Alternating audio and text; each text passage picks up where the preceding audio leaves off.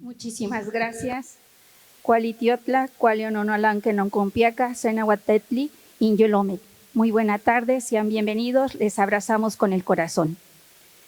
El doctor Ángel Díaz Barriga es maestro y doctor en posgrado en Pedagogía por la Facultad de Filosofía y Letras de la Universidad Autónoma de México.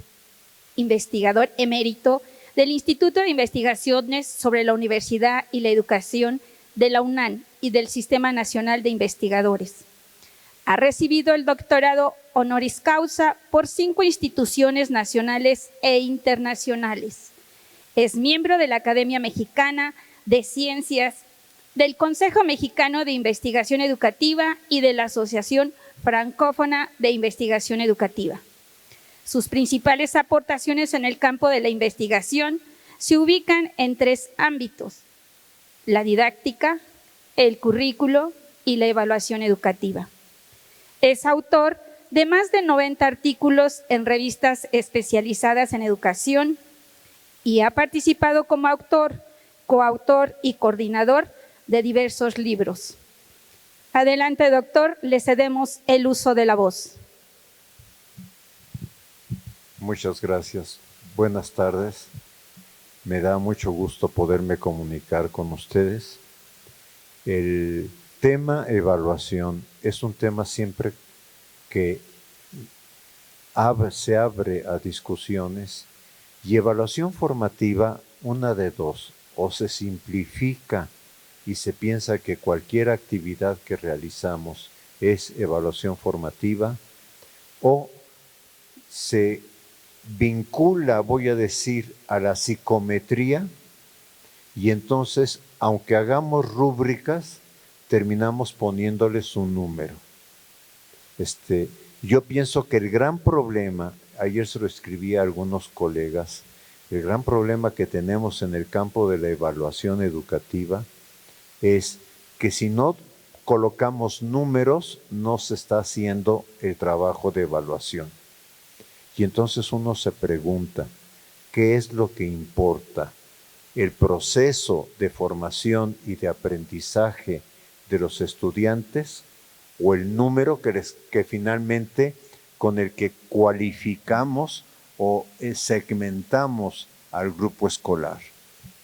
En este sentido, si me ayudan con la siguiente, en este sentido es cuando el plan de estudios 2022 planteamos la necesidad de recuperar la dimensión pedagógico-didáctica de todo el trabajo docente, o sea, no solamente de la evaluación, porque tiene que ver también con cuál es la visión pedagógico-didáctica que tengo en la organización de mi curso escolar, en el diseño de mi planificación didáctica, en mis estrategias de enseñanza y obviamente en el campo de la evaluación, específicamente evaluación formativa. Cuestión que es bastante complicada, muchísimo más cuando yo estoy revisando el documento que están enviando a las escuelas, que llaman diagnóstico formativa, que intenta tener algo semejante a rúbricas, pero que termina en números, que termina en cantidades, y que precisamente me parece que expresa que aún a la autoridad educativa, cuando elabora un documento, y lo mismo lo vi en el acuerdo de evaluación del año pasado, no logra transmitir con claridad qué significa una dimensión didáctica. Y este es un punto, es como el tema central al que quiero trabajar. ¿Por qué? Porque la didáctica, yo siempre he escrito y lo he trabajado, es la disciplina de y para el docente. Pero la didáctica, el otro día una colega me decía, y con razón, es que no solamente es de y para, sino es también por los docentes. Esto es, quienes trabajamos en el aula, estamos construyendo un pensamiento didáctico. Lo que pasa es que muchas veces no tomamos conciencia de esa construcción o sencillamente nos limitamos a reproducir lo que hemos aprendido en otros espacios sobre la tarea de enseñanza, la compleja tarea de enseñanza que lleva a entender que los aprendizajes son procesos complejos y diversos en los estudiantes y que por lo tanto la evaluación en una perspectiva didáctica siempre será una actividad compleja. Implica, en lo que estoy diciendo, articular el proceso de aprendizaje al acto de evaluación formativa. Es que probablemente esto es lo que nos diferencia de lo que voy a llamar el pensamiento sajón, que el pensamiento sajón piensa que hay un momento para evaluación formativa y que hay instrumentos. Y todo lo que la SEP ha hecho, discúlpenme, pero si ustedes revisan los documentos de la SEP, porque se pueden todavía localizar en internet, los cuadernos para los docentes de la Reforma 2011, que ya hablaban de evaluación formativa, pero que terminan siendo en instrumentos que cuantifican lo que están realizando y donde uno se pregunta, oiga señor, ¿y los procesos dónde quedaron? Y discúlpenme, cuando uno está trabajando con los alumnos, también percibe el grado de interés, el grado de entusiasmo, el grado de compromiso, el grado de comprensión que van desarrollando nuestros estudiantes. Y son momentos donde articulamos enseñanza con evaluación formativa, porque son micromomentos, voy a decir, donde tomamos decisiones relevantes para poder continuar el trabajo con los estudiantes. No confundamos los dos procesos, no confundamos el proceso de enseñanza con el proceso de evaluación formativa, pero tampoco los separemos, porque yo pienso que este ha sido un error en la cuestión didáctica, en la historia de la didáctica.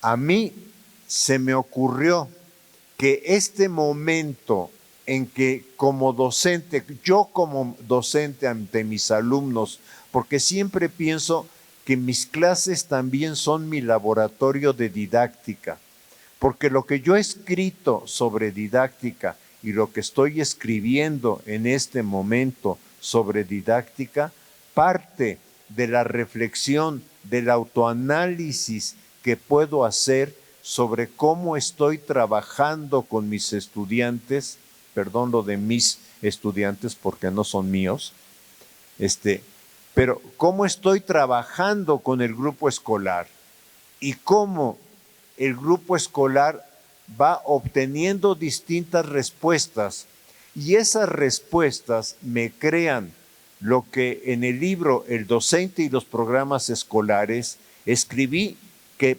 prácticamente ha pasado en el olvido, en una lectura superficial o ya en una lectura inexistente del libro, porque fue la primera vez que lo planteé, la angustia pedagógica del maestro.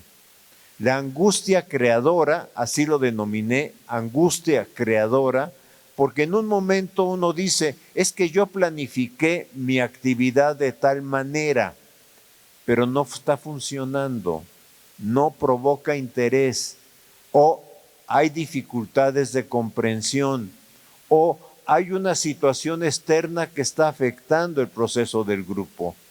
Y es en ese momento, en esa ansiedad que uno desarrolla, que uno percibe como docente, en donde dice, ¿y qué puedo hacer? Y el qué puedo hacer es, no puedo ir a consultar un libro, no puedo ir a replantear mi planificación por escrito. Por eso me molesta que se solicite a los docentes un formato, por ejemplo, como el de programa analítico que la SEP propuso para el Consejo Técnico de agosto. Me parece una tontería, perdón que lo diga así, porque yo debería defender lo que hace, pero me parece una tontería, porque en el fondo no está reconociendo la complejidad que subyace en el proceso de enseñanza, en el trabajo de enseñanza. Y entonces denominé a este momento de angustia creadora, donde el docente toma una decisión y dice, a ver, voy a suspender y voy a pedirle a los estudiantes que reflexionen por qué no están interesados, o por qué no lograron hacer una tarea, o por qué un tema no es de su preocupación. Y entonces ese momento que pasa por la cabeza de todos nosotros, porque puede pasar y decir, no me importa, el problema es de ellos, no es mío. Discúlpenme, si soy docente, el problema de enseñanza es mío. Y si está aconteciendo esto en el aula, tengo el problema, también yo. No digo que ellos no lo tengan, pero el primero que lo tiene que asumir soy yo. Si no lo asumo yo, ellos no lo van a asumir. A esto le denominé el año pasado timing en la evaluación formativa. Timing porque hay cosas de la evaluación formativa que uno no prevé. O sea, ojalá no les pidan informes de evaluación formativa porque la acaban de matar. O sea, cualquier cosa que formalice la evaluación formativa, lo que hace es que la cancela, la convierte en una cuantificación. A ver, si paso a la siguiente, tendría yo que decir que hay una especie de historia desconocida de la evaluación formativa en nuestro medio. ¿Por qué? Porque la disciplina evaluación, junto con la disciplina currículo, junto con la disciplina planeación didáctica, tengo que decirlo, se desarrolló en los Estados Unidos, se desarrolló en el pensamiento sajón. El pensamiento didáctico tiene otro origen, tiene otra historia, mucho más europea. Van a decirme, es un pensamiento eurocéntrico. Es que yo digo que si no reconocemos desde quienes quieren trabajar epistemologías del sur, de dónde surgen ciertos conceptos, nunca las vamos a poder trabajar en serio. Entonces, la disciplina evaluación ciertamente hoy es una disciplina global, es una disciplina mundial, y algunos nos estamos incorporando en la disciplina evaluación ya no desde la psicometría, desde las teorías de medición psicológica, que es como se desarrolló y se desarrolla en los Estados Unidos, y discúlpenme, es como se desarrolló en el INE en México, es como se sigue desarrollando en UCICAM, es como se sigue desarrollando cuando existía la prueba enlace o la prueba planea o las pruebas que le pongan el nombre, no me importa. Es esa concepción de medición que subyace en este tipo de actividad. El concepto de evaluación formativa surge en los Estados Unidos y evaluación formativa también. En realidad la fórmula en 1967, no en este libro, sino en 1967, porque la fórmula vinculada al currículum. Una ponencia que presentó en un congreso, fíjense el impacto que puede tener una ponencia cuando saca un concepto y este concepto empieza de alguna manera a injertarse en el desarrollo de una disciplina.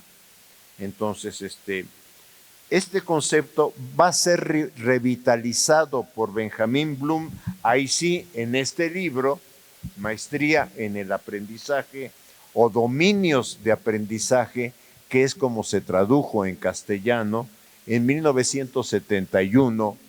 Y este concepto de dominios de aprendizaje, si bien tiene una parte correcta, que es todo sujeto puede llegar al dominio adecuado de aprendizaje, tiene una parte incorrecta, que es todos los alumnos de mi grupo tienen que lograr el dominio de aprendizaje. Parece una aberración, pero si estamos hablando de diversidad social, de diversidad cultural, de interculturalidad crítica, de respetar los saberes comunitarios, los saberes que proceden ya, que tienen los alumnos que provienen de ambientes urbanos. O sea, todos llegamos, y ese es un pensamiento freinetiano y al mismo tiempo freiriano, aunque de distinta índole, todos llegamos al aula con un conjunto de saberes. Y estos saberes son el punto de partida para los nuevos conocimientos que puedo adquirir. ¿Sí? Ahí tendría sentido el concepto de evaluación diagnóstica, pero en realidad los saberes de los alumnos los vamos también comprendiendo conforme el curso escolar va avanzando. Y a veces decimos ya en la tercera, en la quinta, en el tercer mes, no me había dado cuenta que no estaban dominando suficientemente este conocimiento anterior. Así, esa complejidad tenemos, y tenemos la complejidad de que cada alumno, alumna, cada uno de ellos tiene una historia, un conjunto de saberes desde los cuales se acerca a los contenidos que le vamos planteando a través de los proyectos. El error del texto de Bloom es pensar que todos al mismo tiempo lo van a ir logrando de manera homogénea.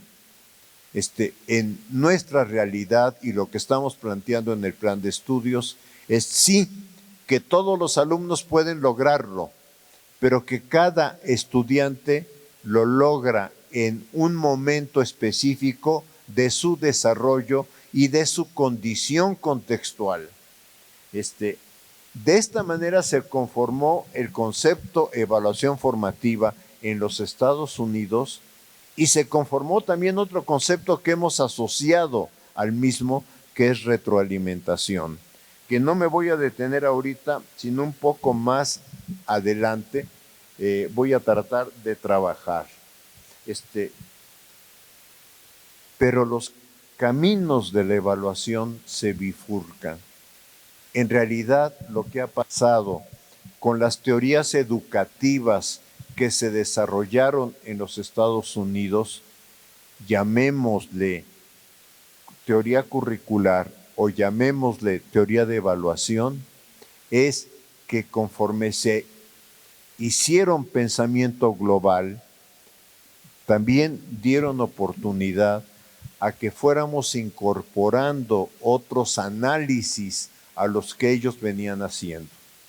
Si ustedes buscan en internet mi artículo, Tesis para una teoría de la evaluación y sus derivaciones para la docencia, no trabajo el concepto de evaluación formativa, porque eran mis primeros pininos para acercarme al tema de la evaluación. Pero a mí me parece que ese, en mi vida intelectual, es un texto que marca un antes y un después. Es un texto que tuvo un impacto fuerte en América Latina. 1982, Tesis para una teoría de la evaluación. Porque ahí de alguna manera empiezo a cuestionar los supuestos psicométricos con el que llega la evaluación formativa en los Estados Unidos. Paulatinamente se fueron conformando diversas perspectivas. Voy a hablar de la sajona y de la francófona. La sajona no voy a profundizarme mucho en ella. La sajona es la que viene de los países de habla inglesa, fundamentalmente Estados Unidos, con todo el desarrollo enorme que ya no trabajamos en las escuelas normales, pero que se trabajaba, por lo menos cuando yo me formé en las escuelas normales, aunque no se les llamaba así, de lo que sería teoría de la medición. que es la base en psicología de la construcción del concepto coeficiente intelectual. En la mañana, por una discusión con unos colegas, me acordé del libro, un libro clásico en esto, es el de Michel Tort.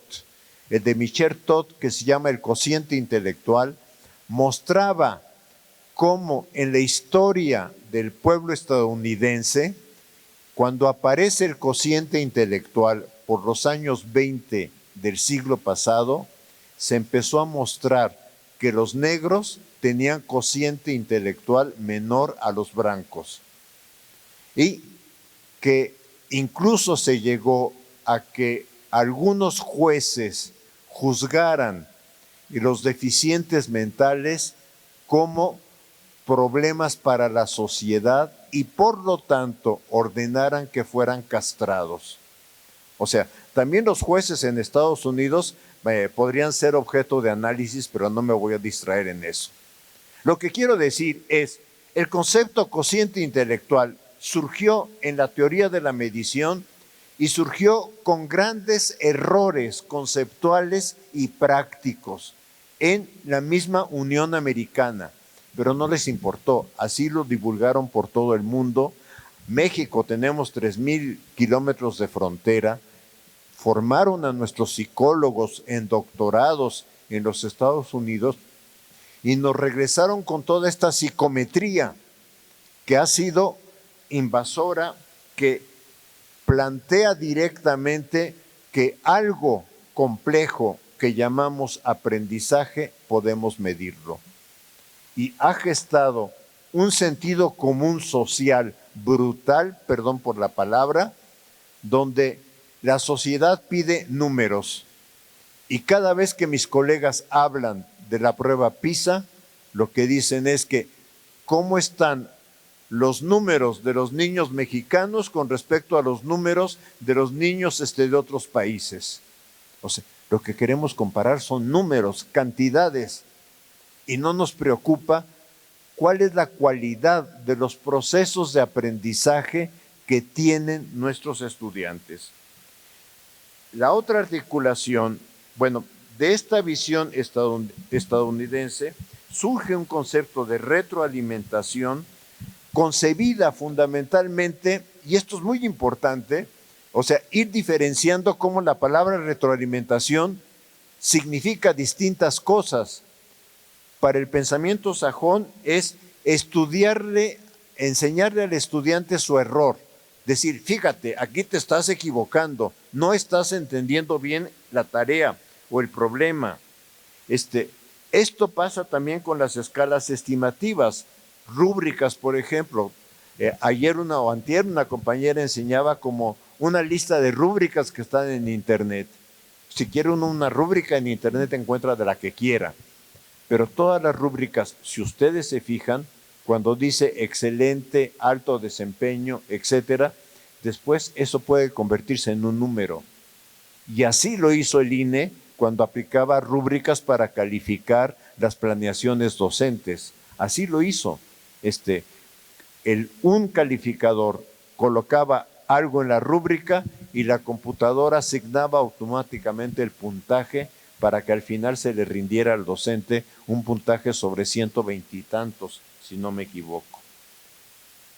Y de ahí se deriva un poco el tema de evaluación sumativa. Pero esta es la visión dominante de evaluación y esta es la visión contra la que tenemos que luchar. Si me ayudas con la siguiente, y es un poco la otra vertiente, una en las que me estoy apoyando fuertemente, en la que he procurado con algún acompañamiento que traduzcamos algunos artículos como ese que está allá arriba, que no está escrito en francés ahorita, pero que la versión original es en francés, Evaluación del aprendizaje en el contexto escolar, de Motier y de Lavaux,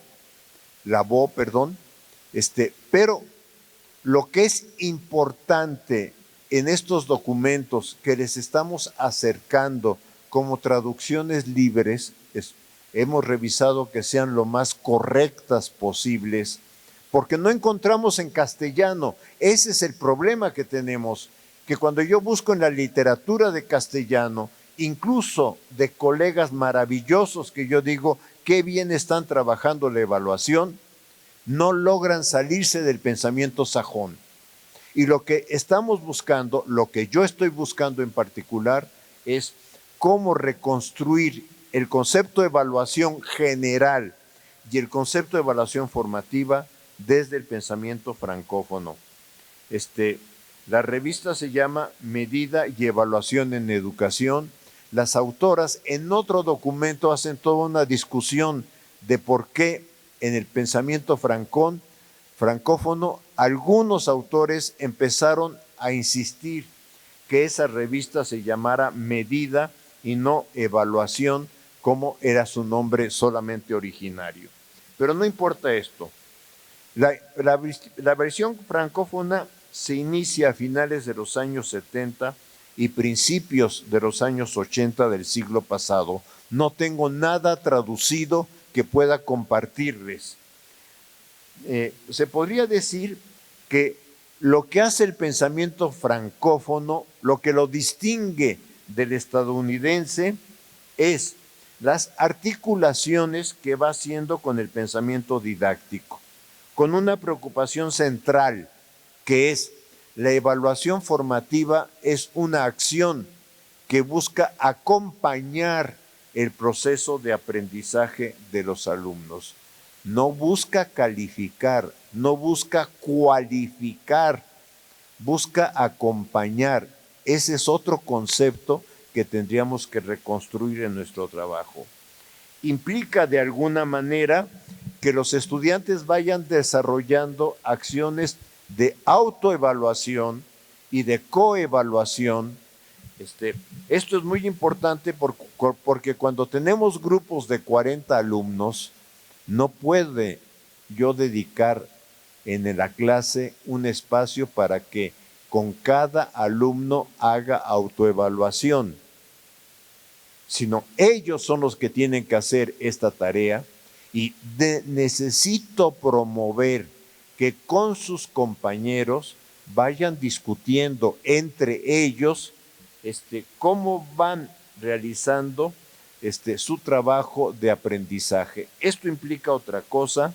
En este momento no hemos formado un grupo de esto, pero esto implica trabajar desde una teoría de grupo, no desde técnicas grupales. El que trabajemos en pequeño grupo es una técnica grupal.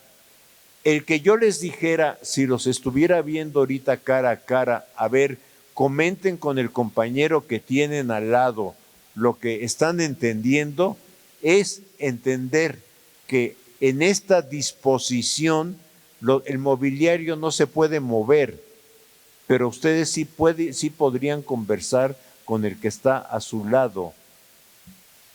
Esto es un poco lo que estamos llamando coevaluación. Estoy pensando también en los docentes de secundaria que pueden llegar a tener 250 o más alumnos, que también pueden hacer evaluación formativa.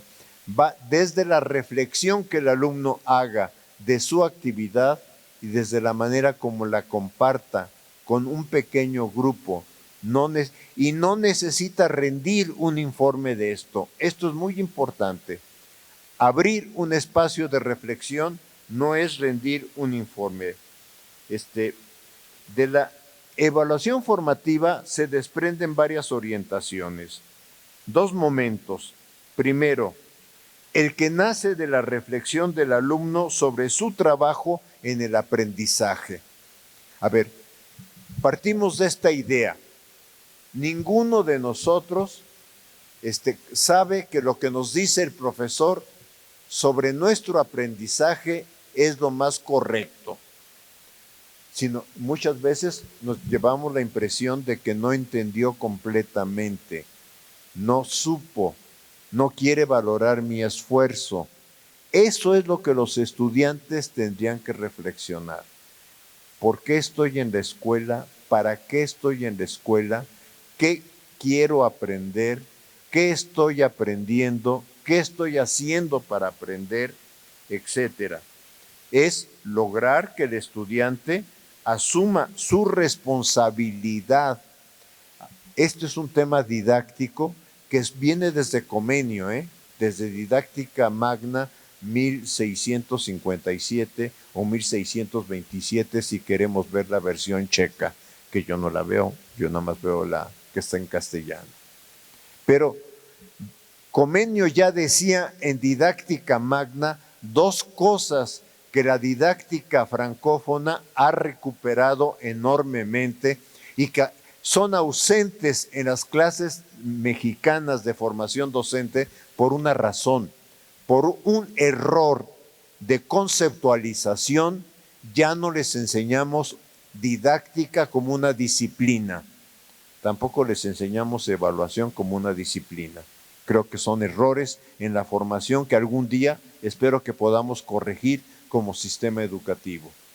Pero no enseñamos algo que Comenio dice y que dice con mucha claridad, que es la voluntad del alumno no puede ser violentada.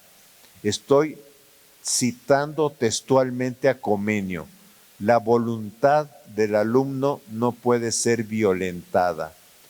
Puedo decirle, usted se sienta, usted ahora me hace este escrito 10 veces, o usted me hace un resumen de tantas palabras. Eso se lo puedo decir, pero el estudiante puede decir, yo lo hago porque usted me está obligando, no lo hago porque yo quiera aprender. Y mientras yo no llegue al reto de decir, ¿qué hago para aprender? Siempre hago algo para satisfacer al otro, pero no para mi aprendizaje. Y ese es un problemón que tenemos en la educación. ¿Cómo logramos que el alumno empiece a considerar que si él no tiene voluntad de aprender, sencillamente a fuerza no lo vamos a obligar?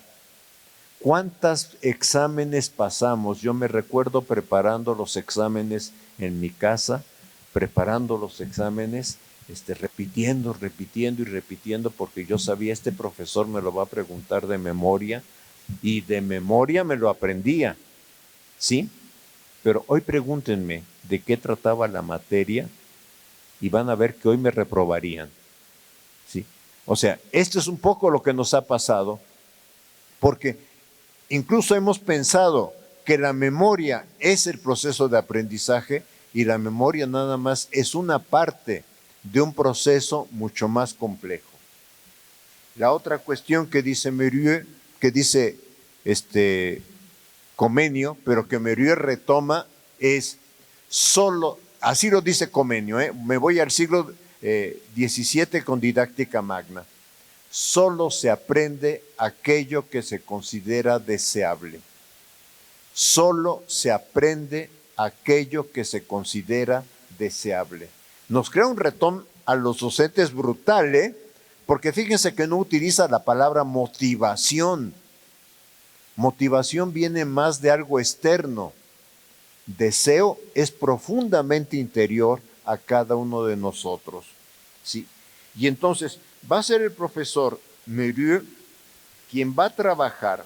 Bueno, me salté un poco. El segundo momento es aquel que le permite al docente en mi fuero interno ir replanteando el trabajo con el grupo.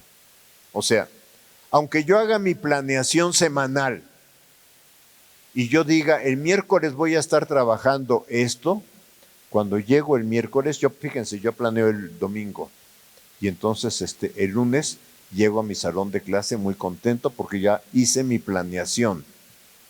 La mayoría de las veces, yo casi diría todas las veces, mi planeación se quedó en qué bonita la hice, pero no es lo que estoy trabajando con los estudiantes. Porque trabajo con los estudiantes lo que va surgiendo que podemos trabajar, lo que va articulando esta clase con otras experiencias previas, lo que va articulando con algo que les llama el interés. Entonces, yo digo que todo lo que hemos hecho, porque miren, el tema de planeación de la enseñanza, yo me dediqué a buscarlo en las didácticas después de Comenio, en las del siglo XIX, en los autores del movimiento Escuela Activa, y yo decía, no es posible, nadie habla de planeación. Y de repente me encuentro el texto de didáctica general de la maestra Clotilde Guillén de Rezano, una argentina, en los años 30, en donde aparece el capítulo de planeación didáctica. ¿Qué quiero decir? Que planeación no fue un concepto con el que nació la didáctica. Es un concepto que le hemos incorporado y que ha gustado mucho a los administradores, porque por favor me presentan su planeación el lunes para que yo se las firme y yo les diga que hicieron una planeación adecuada que no voy a leer. Sí, o sea, sí, y que voy a mandar a la supervisión que tampoco va a leer, pero todos vamos a estar contentos porque en este país todos hacemos planeación didáctica. Sí, estamos muy contentos, aunque en el aula trabajemos diferente.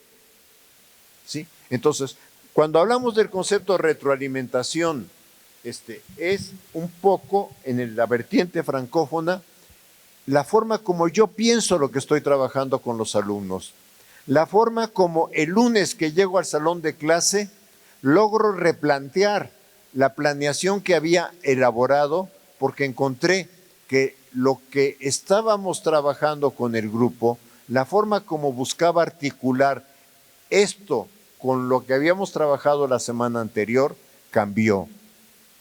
Y entonces tengo que empezar a hacer las adecuaciones permanentes que todos hacemos y que está vinculado con la autonomía profesional, pero tampoco me voy a meter en ese tema. ¿Sí? Ambos planteamientos, el de la voluntad y el de cómo el docente lo retoma en su planeación, son recuperados por Philippe Mérieux, ya un autor de didáctica contemporánea. Esta semana, porque los alumnos me lo pidieron en la licenciatura, les dejé leer medio libro de Aprender sí, pero cómo de Mérieux, por una razón, porque esa mitad del libro habla de cómo trabajar el deseo de aprender con los estudiantes. No hay una fórmula mágica, o sea, que yo les diga, con esta fórmula lo vamos a lograr. No, es uno de los grandes retos que tenemos en la trabajo docente. Y otra cosa que dice Mérieux, me regresas un poco a la anterior, y otra cosa que dice Mérieux que no me la quiero saltar porque es muy importante, los docentes nunca acabamos de aprender. Yo empecé a enseñar didáctica cuando las escuelas normales todavía tenían la materia de didáctica en 1972. Yo empecé ahí a enseñar didáctica. ¿Sí? De 72 a la fecha sigo enseñando didáctica, pero obviamente uno nunca acaba de aprender ni la disciplina, ni quiénes son los alumnos, porque los alumnos de la generación, como le quieramos llamar ahora, no me importa, Z o Ultra o como queramos decirles, son alumnos distintos a los niños que eran hace 10 años o a los adolescentes que eran hace 10 años, ¿sí? Y también cambian el concepto de didáctica. Estos días le decía a una de las colegas que trabaja conmigo, ¿sabes qué? Estoy descubriendo este libro, lo estoy descubriendo, o sea, no lo conocía, y me parece un libro sensacional. Y le digo, vamos a estudiarlo, vamos a trabajarlo. Esto es, una cosa es lo que yo enseño con mis estudiantes y otra cosa es lo que yo trabajo con quienes estamos dialogando en la construcción del pensamiento didáctico. Ahora sí, la siguiente. En estos dos momentos surgen en el proceso de trabajo escolar. Los primeros momentos son los que transcurren en las situaciones de aprendizaje en el salón. desde lo cotidiano. Cuando vemos estudiantes distraídos, algo que le comentaba la maestra Alma es, no alcanzo a ver sus rostros. Y al no ver sus rostros, alguien se puede estar durmiendo y yo no darme cuenta. ¿Sí? O sea, es genial este modelo. Sí, pero yo al ver el rostro de mis estudiantes me transmiten muchas ideas. Incluso me transmite el que ya quiere hablar y le digo, a ver, ¿por qué no se lo dices a todos? Sí, o sea, ¿por qué no lo comentas con todos? O sea, me transmiten muchas ideas para trabajar. Y es el sentido que estoy denominando al timing didáctico. Esto es, momentos en que el docente decide, ¿y por qué no lo comentas con los demás? ¿Y por qué no hacemos una reflexión ahorita en parejas sobre este tema? Esto me lo enseñó también un colega de matemáticas, donde me decía en álgebra, es que ¿cómo le enseño esta función a los alumnos? Y digo, la primera cosa que hago es proyecto la fórmula matemática y les digo, en parejas discutan qué entienden de ahí. Y los estoy acercando al pensamiento algebraico, pero los estoy acercando desde ellos, no desde lo que yo considero que debo enseñar. Entonces, ¿cómo voy transformando eso en momentos didácticos? La siguiente, por favor. El segundo momento son momentos pensados, momentos muy claros en que uno dice, es que es momento de hacer una reflexión general sobre lo que estamos haciendo, sobre lo que estamos avanzando, sobre lo que estamos logrando, sobre las dificultades que estamos teniendo. Puede surgir a mitad de un proyecto, puede surgir al término de un proyecto, puede surgir cuando los estudiantes están trabajando 3 o 4 proyectos, o sea, la verdad es que no hay un momento fijo, eso es lo que quiero decir. La evaluación formativa no tiene un momento fijo, pero sí puede colocarse, por ejemplo, un periodo de reflexión antes del periodo de entrega de boletas, en la conclusión de un proyecto, cuando uno ve distintas formas de trabajo que uno quisiera que compartieran los alumnos, cuando hay tareas específicas y yo veo que la tarea no la están entregando o no la están entregando como se necesita que la entreguen o la entregan porque están bajando de internet información y nada más la copian y la repiten como periquitos, ¿sí?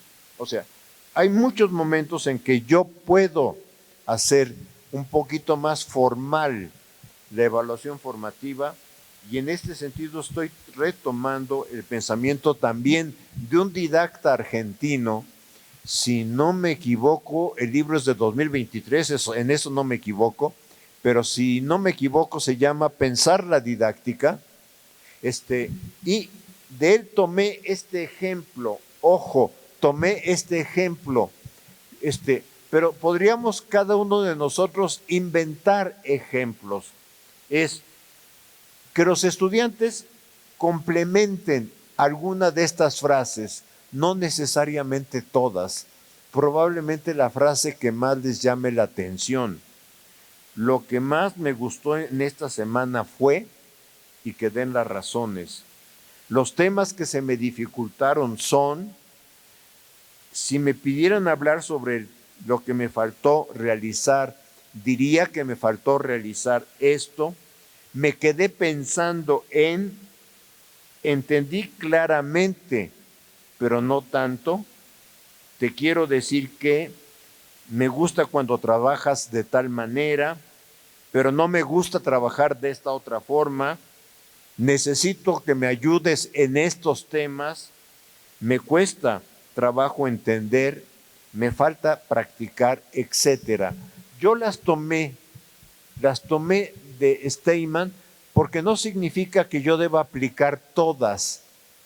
En realidad yo tengo capacidad, como siempre los maestros, de reinventar cuál considero más pertinente para un contexto y para una condición de los estudiantes.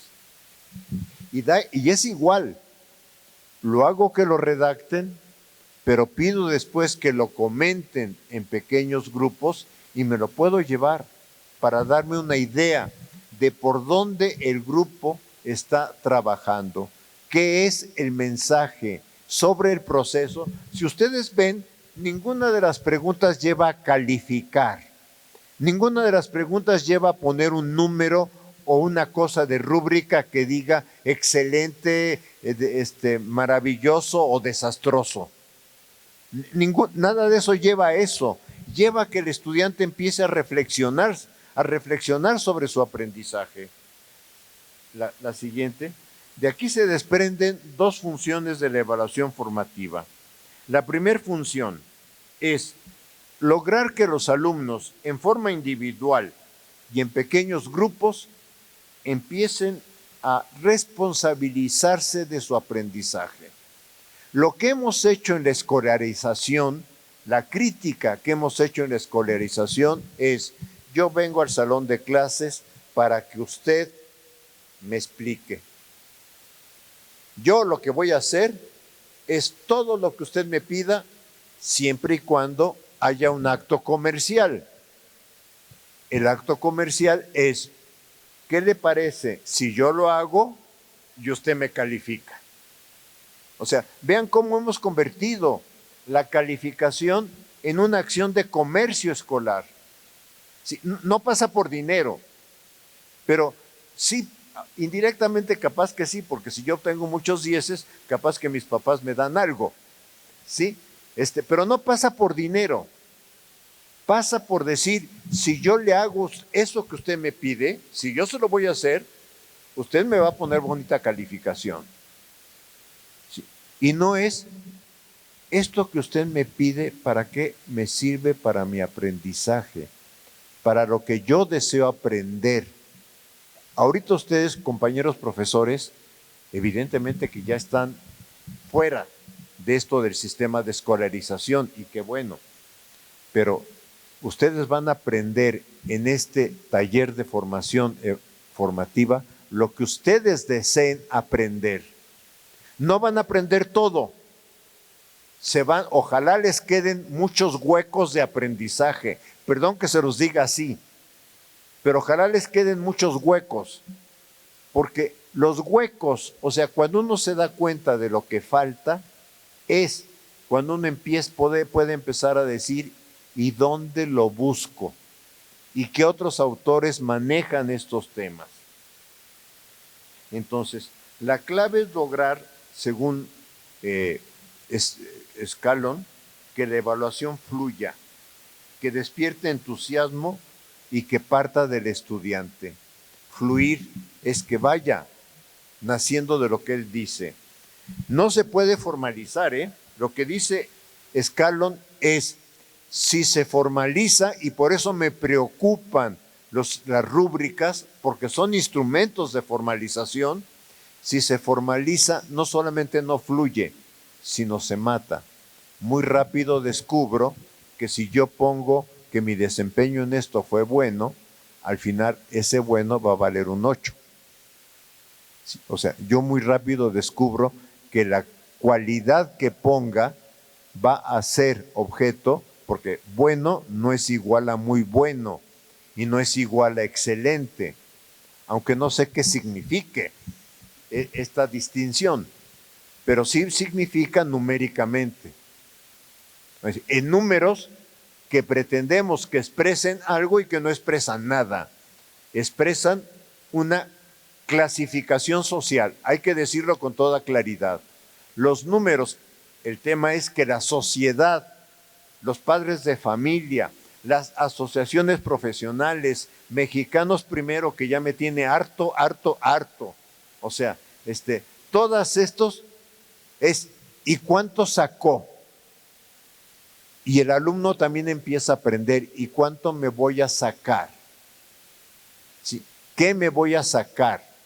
O sea, ¿qué me está dando a cambio de lo que hago? Y no preguntarse: ¿y qué estoy aprendiendo? Ah, pero el niño de preescolar o el niño de primero y segundo no puede hacerlo.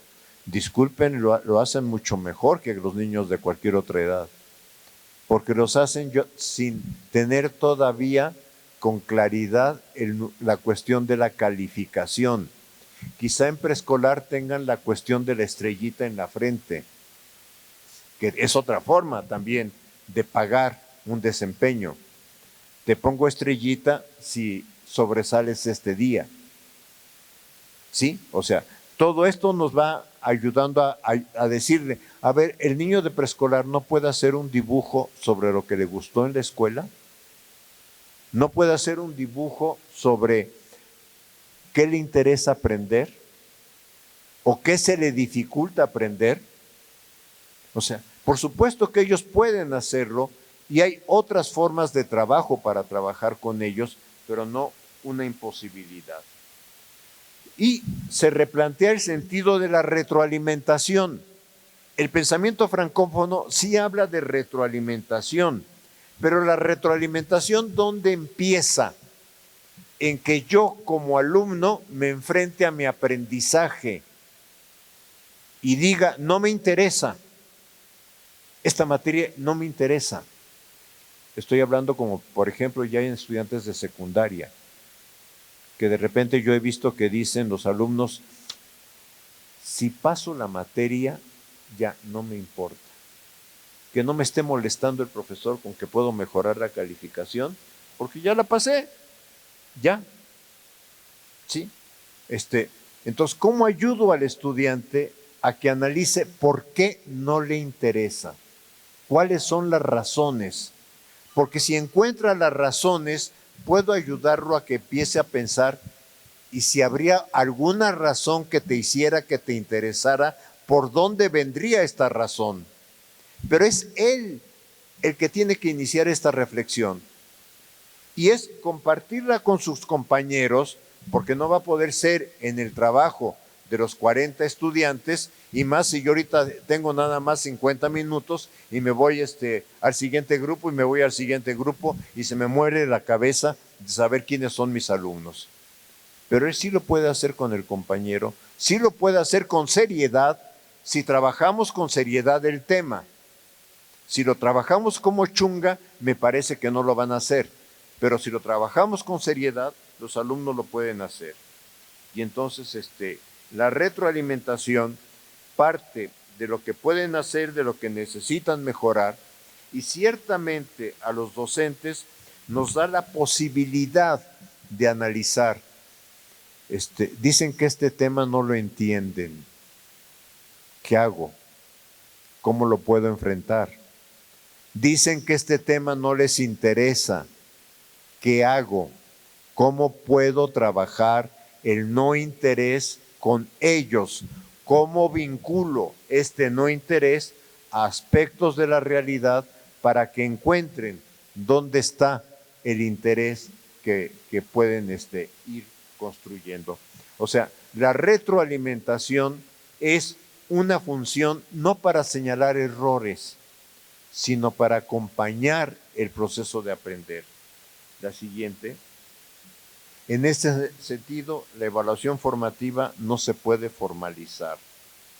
No pueden quedar reducida a formatos. Se realiza vinculada a la estrategia de enseñanza. No hay un tiempo de enseñanza y un tiempo de evaluación formativa. Es muy complicado esto. Pero si no lo empezamos a pensar, no vamos a lograr lo que estamos pretendiendo. Implica una reflexión. Si no hay reflexión sobre el aprendizaje, sencillamente no puede haber evaluación formativa. Y por favor, no le vayan a pedir a los docentes, si son supervisores, que transcriban las reflexiones. Lo van a matar. Sí. No le pueden pedir al docente de secundaria que diga, a ver, ¿qué le recomiendo a Pedro y qué le recomiendo a María? Lo van a matar. ¿Sí? Esta reflexión nace, se queda en el alumno y nos puede compartir algo que nos ayude a cómo trabajar nuestra enseñanza. El docente no hace informes ni de evaluación formativa, tampoco hay informe general del grupo ni particular de cada alumno. Los resultados de un proyecto, porque también puede haber evaluación formativa en resultados, esto es, puede haber evaluación formativa en una prueba, Comenio. Si leen el capítulo 17 de Didáctica Magna de Comenio, Comenio ya abrió ahí, porque ese fue otro concepto que yo me pregunté cuando empecé a estudiar evaluación en serio, ¿cuándo apareció la señora calificación? Porque resulta que este señor Comenio, que funda la didáctica, sencillamente no habló de calificación. O sea, ¿dónde apareció ese monstruo que tenemos? Lo vamos a encontrar en un artículo de Barbier, no sé si lo metimos en lo que vamos a repartir o no, pero Barbier, también lo dice Ginés de los Ríos, 1906 Ginés de los Ríos, Barbier es 1980 y algo, tampoco existe en español el libro de Barbier, ni el libro ni el artículo de Barbier, pero Barbier lo que dice es, la calificación surge cuando aparece el sistema educativo nacional, surge por el Estado nacional, porque tiene que encontrar la forma de decir, tú estás en segundo de secundaria y adeudas matemáticas, o tú tienes derecho a pasar a tercero de secundaria sin adeudar una materia. O tú estás en quinto de primaria y puedes pasar a sexto de primaria y te voy a dar un certificado de sexto de primaria. ¿Sí? O sea, la calificación es un número arbitrario, no es un número pedagógico, por favor, ese es un error brutal, no es un número que surja de la evaluación, solo puede surgir de la psicometría, pero eso no es evaluación en mi perspectiva. Pero sí puede haber en la prueba una forma de evaluación formativa. Comenio dice, haga las preguntas. Estoy capítulo 17 de Comenio, haga las preguntas. Una vez que terminó, haga que 2 se levanten y en público discutan la primera pregunta. Y mientras ellos la discuten en público, usted vea que todos los estudiantes corrijan lo que deban corregir. Y termina diciendo, al terminar este ejercicio, o sea, de la pregunta 1 a la que haya sido, al terminar este ejercicio, lo que buscamos es que nada quede de error en el alumno. Vean la perspectiva con la que surge el examen en la didáctica, buscando que nada quede de error. Es que lo hemos pervertido brutalmente. Brutalmente, usted tiene un 5. Y usted tiene un 5 porque no estudió y porque es muy flojo. ¿Sí? Y no en trabajar a ver si hay un error, ¿qué hay detrás del error? O sea, sí podemos calificar un examen, sí podemos calificar un proyecto o sí podemos calificar una tarea. Y la calificación es un número que nos pide el sistema. Ok, no me voy a meter con eso porque si ven en el plan de estudios hablamos de calificación. Preferimos hablar de calificación y no de evaluación sumativa, para no meter el término evaluación en problemas que le queremos quitar. Le queremos quitar todo el aspecto psicométrico y numérico. ¿Sí? Pero después de un examen, yo puedo regresar el examen a los estudiantes y a ver, vamos a discutir la respuesta de la pregunta 1 y que cada quien vaya viendo qué faltó, dónde estuvo la dificultad. O sea, ese es regresar el momento de reflexión sobre el aprendizaje a los estudiantes. Lo mismo lo puedo hacer por un proyecto, lo mismo lo puedo hacer por una tarea. Y también ayudar al estudiante a que vea dónde estuvo la carencia, dónde está el hueco, dónde está lo que tiene que trabajar más. Pero fíjense, no soy yo el que se le tiene que decir a todos, les falta trabajar esto.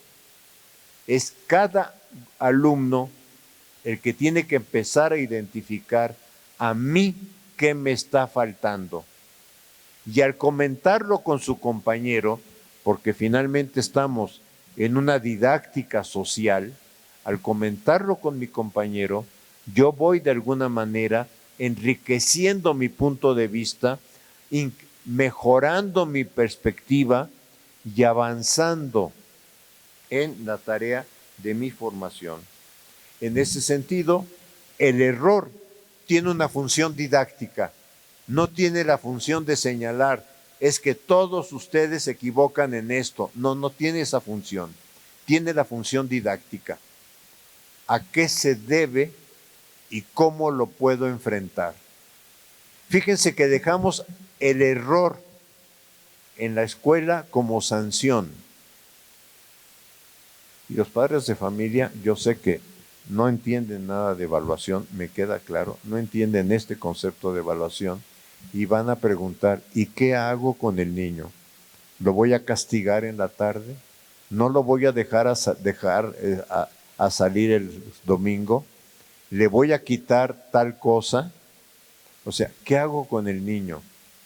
¿Qué hago con el niño? Es pensar, a ver, tratemos entre ambos de identificar dónde está el error del niño para ver qué puede hacer él frente a este error. Pero no significa que yo le quito entonces un juguete o que yo le quito esto o que le quito aquello, porque entonces viene la sanción acompañando el trabajo escolar. Y lo que menos quiere la didáctica es que el trabajo escolar sea objeto de sanción.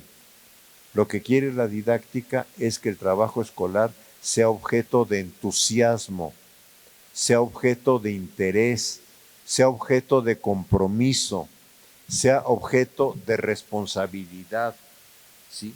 Entonces, este es el sentido por lo que escribí abajo, la perspectiva comeniana, que nada quede de error. Ayudar a los estudiantes a trabajar con su error. La siguiente, por favor. Entonces, si voy resumiendo, este es uno de los primeros libros francófonos de evaluación formativa. Para mí ha sido una maravilla poderlo tener, poderlo haber adquirido, de usado y de segunda mano, me queda claro. Y yo le digo a mis compañeros, lo compré preleído, porque viene hasta subrayado, pero bueno, no siempre uno tuvo la idea de por dónde reconstruir este camino. Lo que dice este profesor Escalon es: demanda compromiso y responsabilidad de estudiantes para reflexionar individual y colectivamente sobre su desarrollo de aprendizaje, avances y retos. Trabajar con el error como estrategia didáctica, interpretarlo y acordar una estrategia de acción. No es interpretarlo para quedarme cruzado de brazos. El error es una opción de aprendizaje de acuerdo a cómo se aborda en el aula. Algo que insiste mucho Escalon, ese azulito, no se puede formalizar. Es importante que fluya. Fluir es que el estudiante se sienta con libertad de decir la regué. Que el estudiante se sienta con libertad de decir, ¿sabe por qué no salió? Porque no quise trabajar. Porque eso, el que diga no quise trabajar de manera espontánea, nos lleva a hacer la siguiente pregunta: ¿y por qué no quisiste trabajar? ¿Y qué puedes hacer frente a este no quiero trabajar? O sea, es regresarle al estudiante el papel que el estudiante nos trata de depositar a nosotros y que los padres de familia nos tratan de depositar a nosotros. Usted encárguese de 40 alumnos de ir viendo cómo van estableciendo su entusiasmo por aprender y sus dificultades de aprendizaje. No digo que como docentes no pueda yo observar una dificultad global de aprendizaje, pero las dificultades mayores de aprendizaje son fundamentalmente individuales y también son fundamentalmente de ayudar al estudiante a que asuma con reflexión su responsabilidad de aprender. Perrenú afirma, el intento de sistematizar los procesos de evaluación formativa pueden inhibir su realización. ¿Por qué? Porque se da mayor importancia a los instrumentos. Y eso es lo que me preocupa en lo que con Mejoredu se construyó con el concepto evaluación diagnóstico formativa. Porque no logra, perdónenme que mis colegas de Mejoredu, no logra entender cómo construir tareas complejas para realizar un proceso de evaluación formativa. La siguiente: se requiere crear un clima de confianza para que el alumno tenga posibilidad de reflexionar, de autorreflexionar. Si yo, frente a la primera expresión espontánea, no quise trabajar, salte del salón, no te quiero ver aquí más. Si yo ante la primera expresión espontánea pongo la sanción, automáticamente estoy cancelando la reflexión espontánea. Cada alumno, de acuerdo a su edad, de acuerdo a su etapa, de acuerdo a sus condiciones, va a empezar a hablar de, es que a mí se me dificulta, es que no logré esto, es que no tuve tiempo para hacer esta parte del trabajo, etcétera. Cada alumno es el que puede trabajar. Se requiere, por lo tanto, que además del trabajo individual, el grupo en conjunto colabore. Pero su realización requiere entusiasmo. Este es un tema clave. Un tema clave, yo diría, de la didáctica francófona. Sin entusiasmo no hay trabajo escolar. El primero que genera entusiasmo es el docente, ¿eh? Si yo llego con cara de aburrido o con cara de pocos amigos o con cara de que ya me tocó el 301, mugroso grupo, no voy a poder nada con estos. Si yo llego ya con esa actitud, no puedo decirles, oigan muchachos, tengan entusiasmo, por favor. Si el primero que no lo comunica es el docente. Sí, pero requiere también que el otro se entusiasme, ¿sí? Que no haya sanciones por lo que pasa en la evaluación. Todo lo que se dice, las actitudes que se muestran, los silencios, son síntomas que es necesario identificar para entonces preguntarnos por qué no quieren hablar de esto. ¿Por qué cuando hago esto sencillamente se quedan callados? Miren, yo trabajo ahorita con estudiantes de séptimo semestre, o sea, último año. Quiero hacer trabajo grupal y parece es un cementerio. Y les digo, ¿qué pasó? Y en las reflexiones que empiezan a hacer, porque les digo, a ver, entonces se van a juntar en equipitos de 5 y van a analizar qué pasó. Y entonces sí, parecen periquitos. Ahí en equipos de 5 están dice. ¿Y por qué no lo pueden decir en público? Y el análisis que hacen, y son estudiantes de pedagogía y de didáctica, el análisis que hacen es que siempre hemos llegado al salón de clases a escuchar lo que dice el docente, a hacer lo que dice el docente. Nunca a preguntarnos, ¿y nosotros qué queremos? ¿De qué hablamos? Cuando hacemos una lectura, ¿qué nos está interesando o qué nos está aburriendo? ¿Qué estamos entendiendo o qué le estamos encontrando significado, etcétera? Sí, o sea, realmente cada silencio tenemos que encontrar la forma de enfrentarlo. No hay informe de evaluación, hay análisis de situaciones y asumir responsabilidades frente a la tarea. La otra, por favor, pero es un reto pedagógico, porque los académicos que abordan el concepto de evaluación formativa, no tenemos claridad sobre lo que podemos afirmar sobre el mismo. O sea, si ustedes llegan a su casa ahorita y abren cursos de YouTube sobre evaluación formativa, van a encontrar, pero como si fueran, no sé, maíces en una maicería.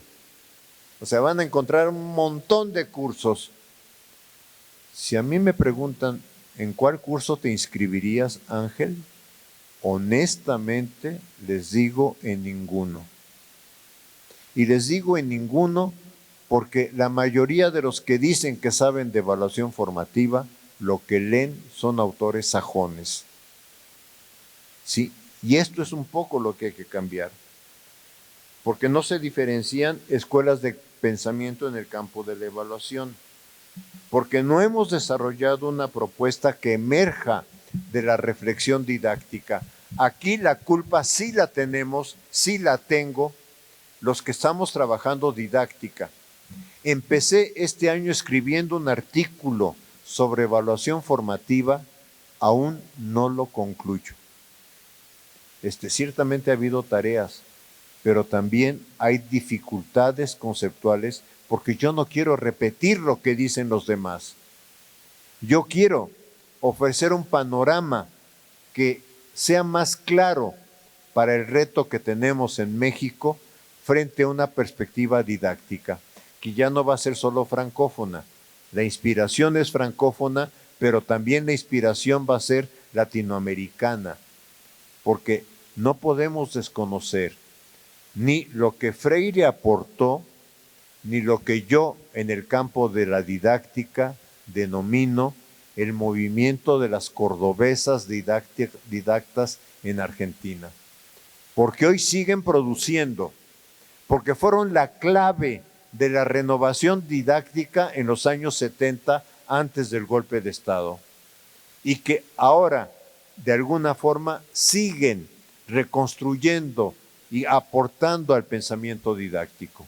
No quiero negar que si bien el pensamiento francófono para mí es muy importante, el pensamiento latinoamericano, porque en el pensamiento latinoamericano lo que encontramos es la diversidad social, grupos sociales muy diferentes, con deseos y aspiraciones muy diferentes. Las clases medias tenemos alguna aspiración, las clases que vienen del mundo campesino, del mundo obrero, tienen otro tipo de aspiraciones y los grupos originarios tienen otras aspiraciones. De ahí la necesidad, y creo que es muy importante que empecemos nosotros, los profesores, cada uno de ustedes, a reconstruir nuestro árbol genealógico, a preguntarnos en nuestra genealogía, en el caso del estado de Tlaxcala, perdonen que lo diga así, pero que es muy importante, ¿cuántos o qué tipo de grupo originario hay detrás de nuestros abuelos o detrás de nuestros bisabuelos? Porque todo esto lo hemos desconocido. Y al desconocerlo, nos estamos identificando con valores de la clase media, pero no estamos recuperando nuestra historia familiar, nuestra historia de valores, que yo creo que sí la tienen. Honestamente, yo creo que sí la tienen. Tengo fotografías de maestras de Tlaxcala en el metate, hincadas, trabajando. Y esto no es fácil tenerlo, ¿eh? O sea, no es fácil tenerlo porque de repente pensamos que el maestro solamente está en el salón de clases y el maestro también está en su vida cotidiana.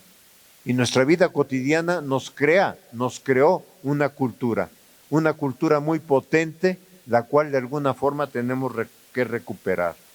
Lo digo con toda intención. La didáctica latinoamericana tiene que colocar un pie en esta perspectiva. Algunos de mis compañeros dicen, reconozcamos las epistemologías del sur o como le quieran llamar, aunque en el plan de estudios no utilizamos nunca la expresión epistemologías del sur. Lo quiero también dejar claro. Y creo que es válido, pero ¿saben qué? No podemos desconocer que la didáctica surgió en Europa, que la evaluación surgió en el pensamiento estadounidense industrial. No podemos desconocer eso, ¿sí? Sino sencillamente ver ahora cómo estos conceptos, con esta armazón histórica que tenemos cultural, los vamos reconstruyendo y les vamos dando nuevos significados. Bueno, ya casi me confesé con ustedes de qué es lo que quiero trabajar. Y no trabajamos las propuestas de la didáctica francófona. Es necesario entender y asumir que la evaluación formativa tiene que dar un marco de pensamiento didáctico, acompañar al proceso, no son instrumentos, son acciones de reflexión, no se puede programar en la planeación didáctica. Ojalá si son supervisores, directores, no pidan que los docentes programemos evaluación didáctica, que ya bastante nos fastidian pidiéndonos planeación, ya bastante nos fastidian con eso. Yo no le entrego mi planeación, pero sí es un problemón. No ofrece ningún resultado objetivo ni cuantificable, ayuda a que los docentes y los alumnos enfrentemos el desafío y el futuro de nuestras actividades. Ya solamente para cerrar, es alguna de la bibliografía que estoy consultando. Como ustedes ven, lamentablemente toda está en francés. Pero bueno, estoy haciendo el esfuerzo por ofrecerles artículos contemporáneos ya traducidos al castellano, que es un poco lo que estamos presentando en el taller. Pues muchas gracias por prestarme atención y gracias por estar hoy aquí.